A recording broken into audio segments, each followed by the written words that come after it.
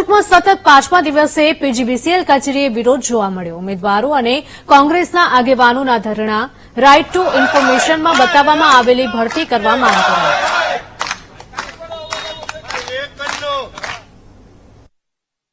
વિદ્યાર્થીઓ જેને યુવા ધન કહેવાય આ દેશનું આ રાજ્યનું એ યુવા ધન આજ 5મો દિવસ છે એમનો કે અહીંયા ધરણા ઉપર બિરાજમાન છે।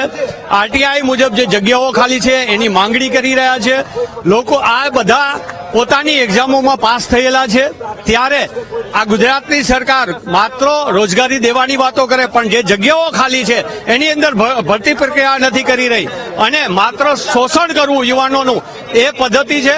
જો સરકારને સંવેદનશીલતા હોય પોતામાં તો સરકારે તાત્કાલિક આ છોકરાઓનો વાત છે એની માંગ છે જે સાચી માંગ છે એને સ્વીકારવી જોઈએ અને 16 તારીખે આ લોકોનું જે લિસ્ટ છે એ કેન્સલ ન થવું જોઈએ અને તાત્કાલિક ભરતી થઈ અને આ બધાને ન્યાય દેવામાં આવે।